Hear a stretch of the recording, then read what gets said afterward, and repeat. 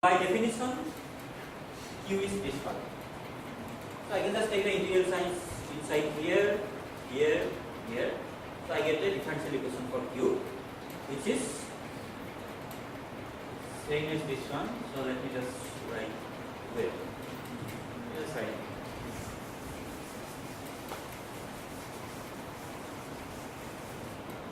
So therefore, I have a differential equation for Q, which is del Q del T. Now Q is a function of only x0 and t. There is a subscript s, not I just not writing it. So this is equal to d del Q del x0 minus s Q.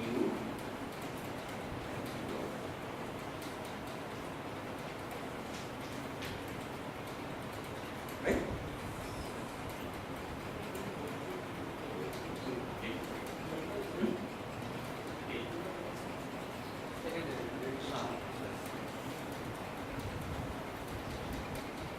Yeah. And so I have to solve this equation.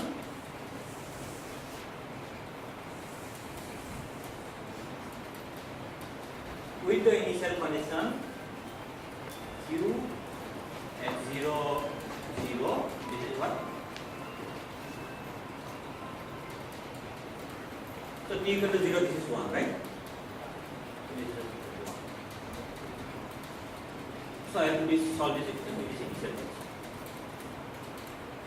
Because at t equal to 0, capital T has to be 0. So therefore, this is 1. So, thank you so much.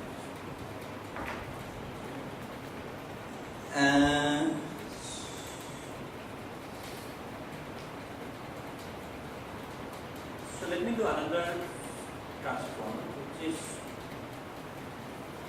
so nothing to do with the earlier Q, but okay, Q of x0. So I am not writing this transform parameters explicitly. So there is a s here basically. So that depends on that s. So this is equal to 0 to infinity e to the power minus alpha t Q of x0.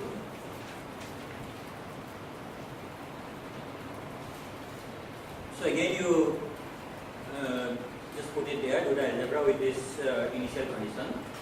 So you just multiply e to the power alpha t both sides and integrate over alpha t. So there will be, so you have to do it by parts, right? The left hand side. So there will be a term coming from the so boundary term at t equal to 0. So I am doing another Laplace transform. So that will give me the equation which is d to q x0 minus alpha plus ux.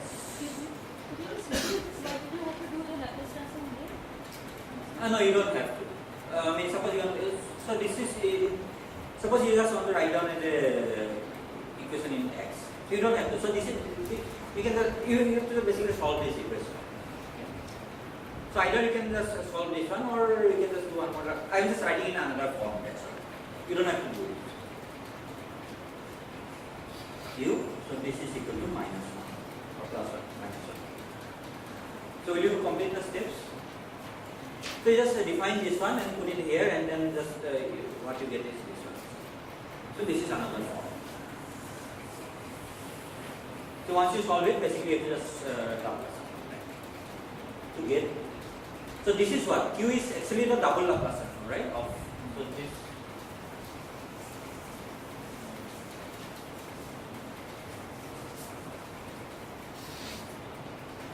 Q is basically e to 0 to infinity e to the power minus alpha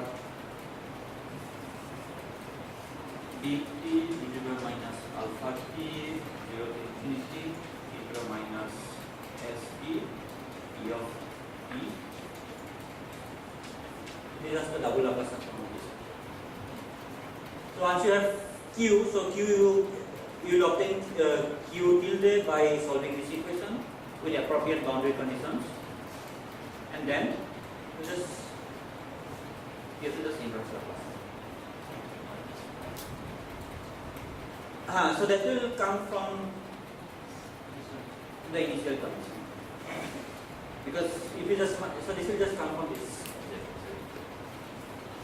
0 to infinity e to the power minus alpha t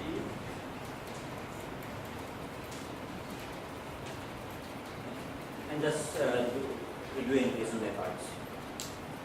Whatever the first term is that. So this will be what? It will be e to the power minus alpha t q 0 to infinity minus plus alpha 0 to infinity minus alpha t. So this gives me minus 1 at t equal to 0, and the other one gives me alpha, and then so if you just arrange it properly.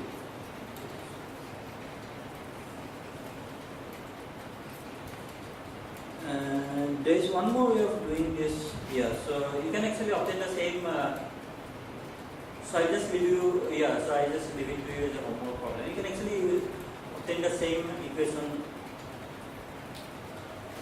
By the way, we obtain the. So this is a backward equation, right? Backward operation. So you can in fact obtain the same equation by the way we did for the survival problem. Because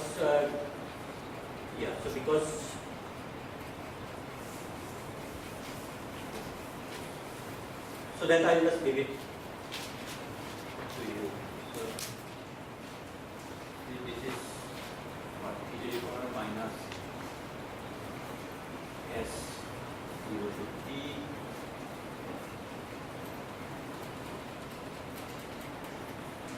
so then you take q of x0 t plus delta t. x0 t plus delta t, where the limit will be then from 0 to delta t, and then you just break this limit from 0 to delta t and delta t to t plus delta t. Just expand for small delta t. So you get. So that will you do it? So I will not do it. So you will do it.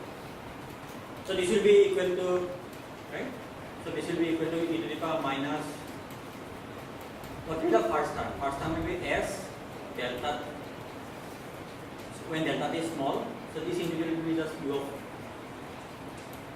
x0, right? And then I have integral minus s delta t to t plus delta t.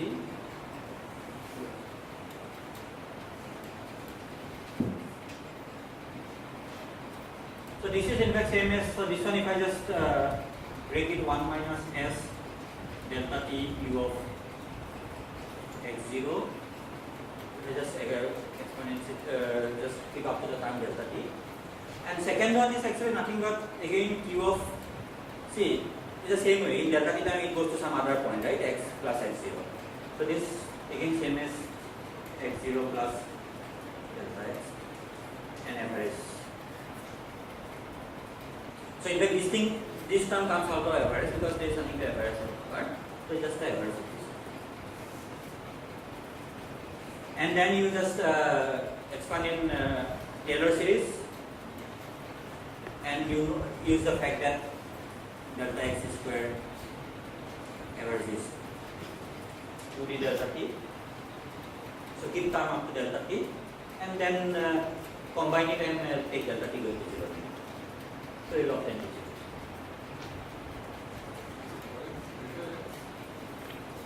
Square, sorry.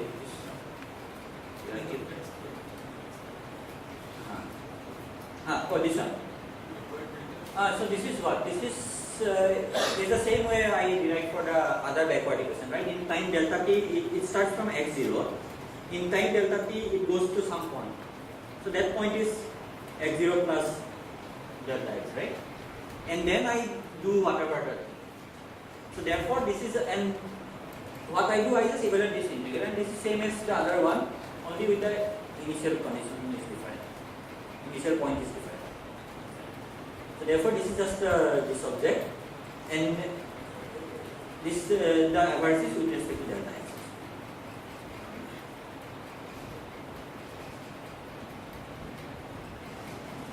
Yeah, anyway, try it, and otherwise I'll just maybe do it tomorrow. So let me just quickly, so I have to go to the focal line question today. So before that, let me just give you one example. This I have got 20 MTR, so 25 minutes. So let's look at the problem where S is equal to theta of x. Right? So I'll just keep this equation and this equation. So let me just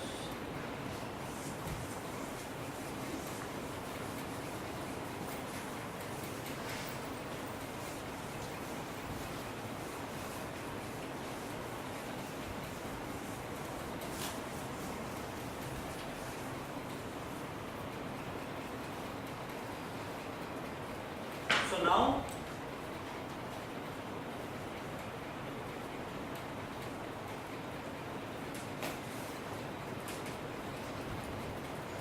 this is t equal to 0 to t theta of x tau d tau. So this is for occupation time.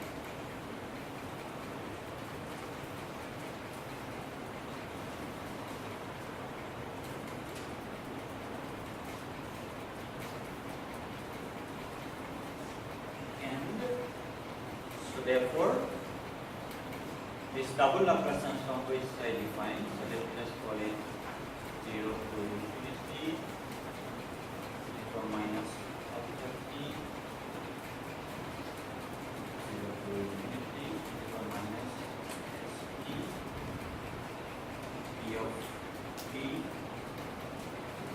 0, x0,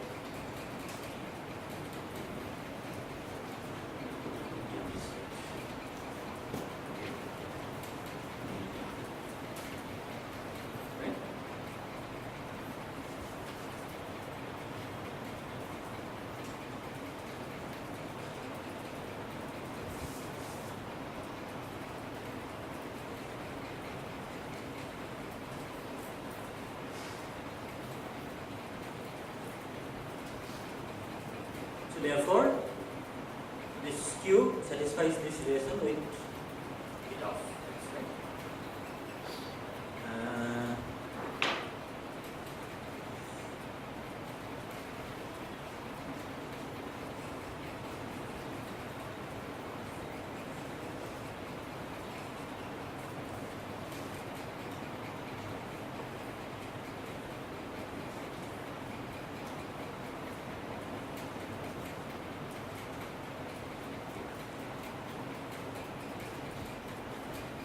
So what is so what are the boundary conditions now?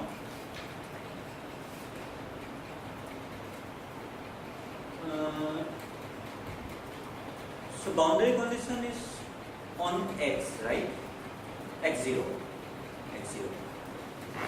So I need a boundary condition. What happens when x0 goes to plus infinity and x0 goes to minus infinity, right?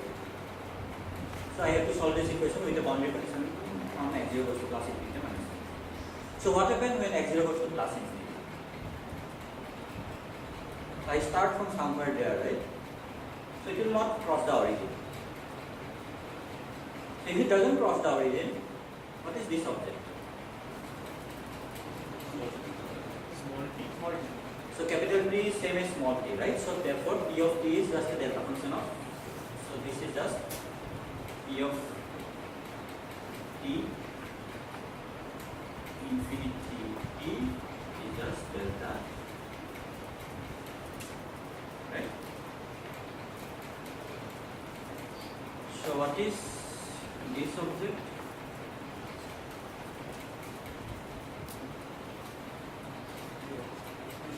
Huh? So capital T is 0, right? So this object is therefore, what should be the boundary condition on Q? So Q tilde x goes to infinity should be equal to. So this is just the delta capital T minus T naught. So this will be just e to the power minus alpha plus s t. So therefore, this will be just 1 by alpha plus s, right? And what happens when Q x0, this x0 goes to minus infinity, which is just 1 by alpha. So you just need to solve this equation. Can you solve it?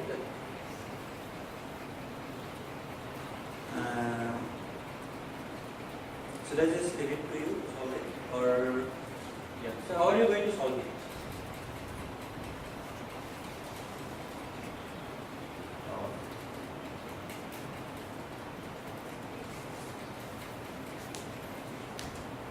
So you have two equations, right? For x0 greater than 0 and x0 less than 0. So x0 greater than 0, you have a differential equation, here alpha plus s. So you just solve the equation for x0 greater than 0 and x0 less than 0. This is an inhomogeneous equation, but so then you have to just, you know how to solve an inhomogeneous equation with a constant term. So you can just absorb it with q and then define a new variable or whatever we.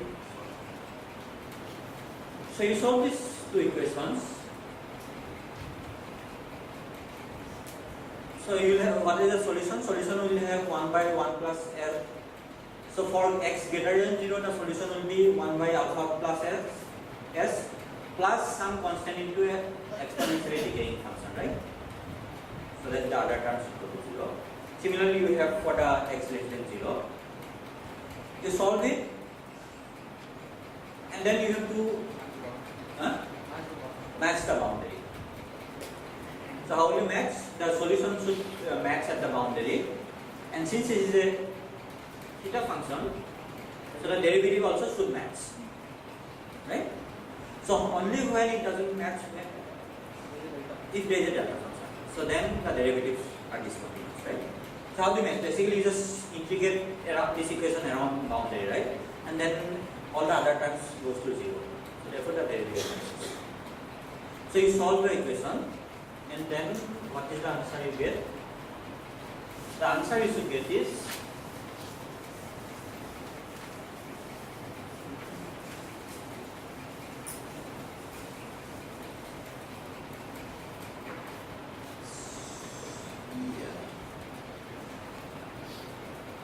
Q tilde. Then I will evaluate the solution for x equal to 0, x0 equal to 0. So basically I am asking starting from x0 what is the solution. So you can solve for any x0, but let me just put x0 equal to 0. So solution you get, you have to get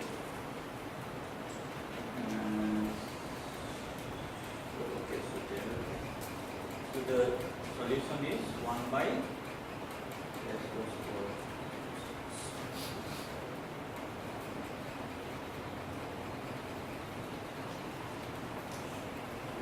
square root of alpha to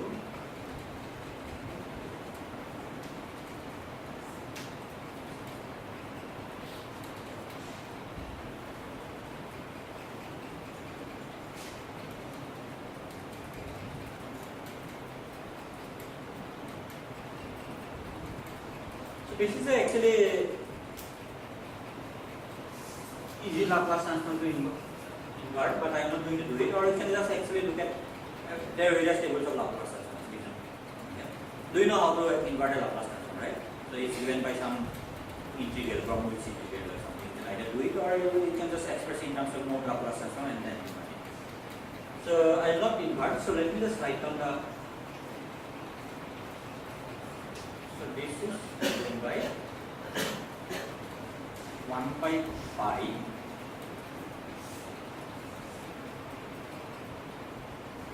into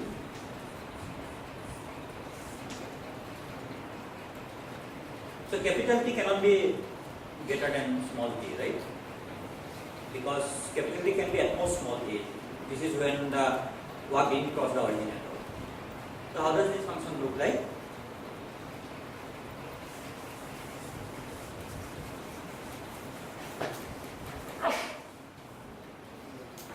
So this function looks like, so if I put E of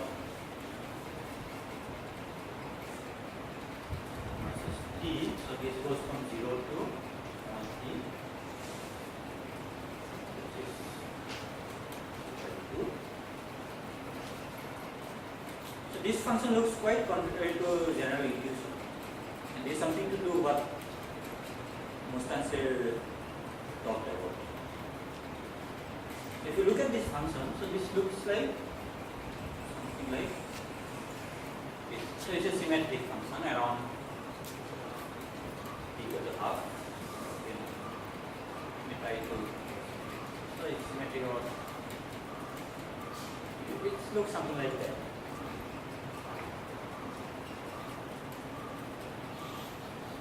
So what does it mean?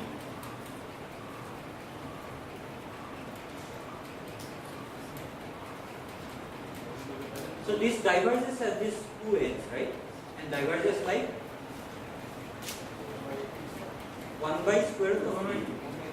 So if you look at t going to 0 limit, so this goes like 1 by square root of t. Right? So similarly, when you go here, t equal to capital T, this goes like 1 by t minus t. So it goes like 1 by square root of t. Right? If I just look it from the other side, it's like 1 by square root of tau. 1 by square root of tau. So what does it mean? When do you get such curve? So what is the object T?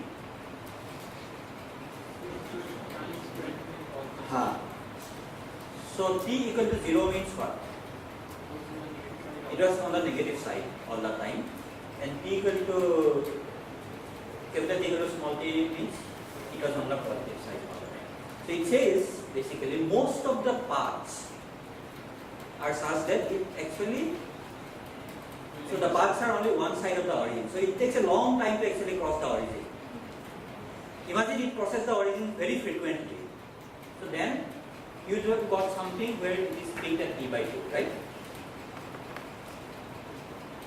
If it crosses many times, so t will be almost like t by 2. So it says actually the path which goes to the negative sides, it takes a long time to come back. Similarly, the path which goes to the positive side also, it takes a long time to come back. So you have these long excursions. 0, but it's same actually. I mean, you are looking at let's say near 0, you will have almost same. So it says basically if path goes to one side, it takes a long time to return. So this is another way of saying this Gamler's rule. So there are this Gamler's rule problem. There are various ways of saying that. So this one way of saying that okay, if you are losing, actually you imagine you are just losing and you are borrowing money from your friends. Right? So you have gone to the negative side, and you are just borrowing money from your friends so that okay, you have the hope that you might win and then return. It will take a long time actually. So by the time you realize actually, I mean, you are gone, you are doomed. Your friend will say, okay, I am not going to give you more money, and they are gone.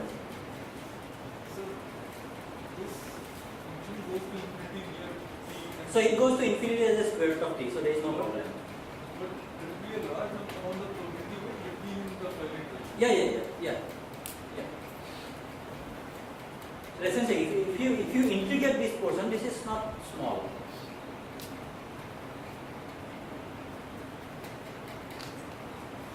And also this 1 by square root of t, so it's actually related to the survival probability, right? So it says that this is what? If it goes to one side, it means that it doesn't cross the origin for a long time, right? So this is what you get. Because these are the paths which didn't cross the origin. That's why you are getting t equal to 0, or even the other side. So this is same as actually saying that okay, what is the probability that it doesn't cross the origin up to some time? You saw that goes like 1 by square root of t, right? Yeah. So Yeah, so I'll not, yeah, just 1 minute. So you can actually find the integral of this, and this will be of t 0 t t prime dt prime, which is 0 to t. So this something. So I am just looking at the cumulative probability, right? So this is given by 2 by pi arc sine of, you know the arc sine function, right? It's a sine inverse. Sine inverse. So this is given by this, and this is famously known as Levy's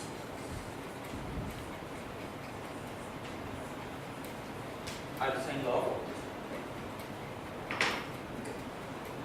So I have now 10 minutes. Let me just let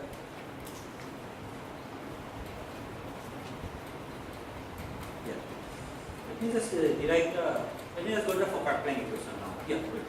Suppose our initial condition is now x. So you will get a slightly different form. Yeah. So it will not be symmetric now, right? This function will not be symmetric. It will be a symmetric function, but you will get similar behavior.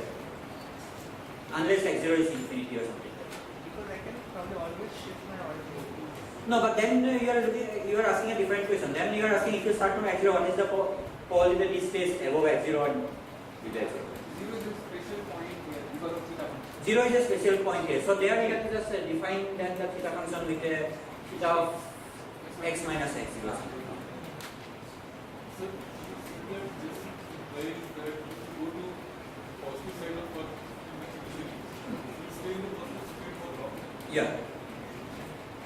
But there is a large amount of probability weight in those parts where t is t by half the time is above and down. So but saying this, I'm saying that this portion comes from what? So I will not get this kind of these things. So there are paths which crosses the origin. Yeah. But in order to get this kind of divergence, so you have to have, okay, there are some part it crosses, then it says long time and again it crosses and it stays a long time.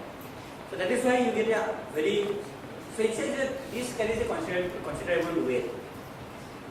So the question that if it goes to one side of the equation, if it's positive, then what happens? It will be answered by saying that now a new rounding path starts with that function with x naught. But I am looking at the problem, so my origin is special, right?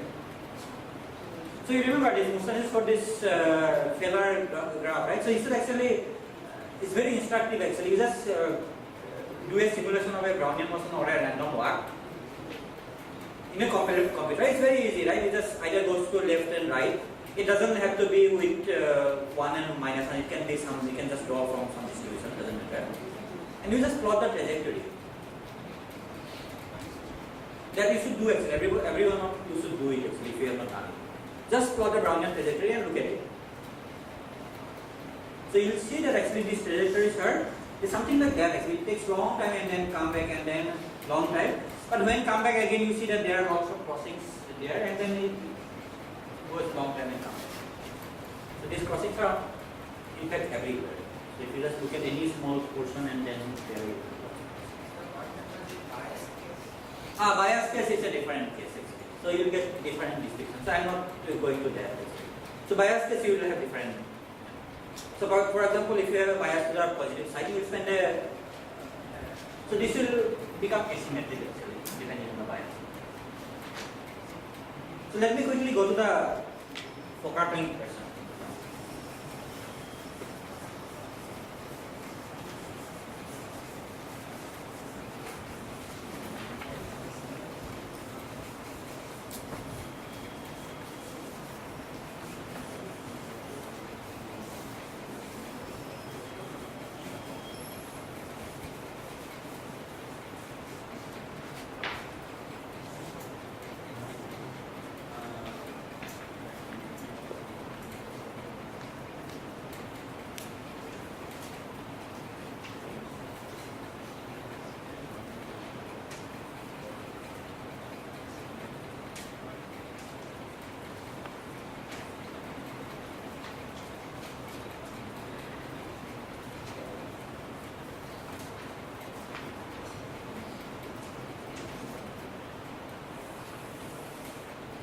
So what is the Lanzwa equation now?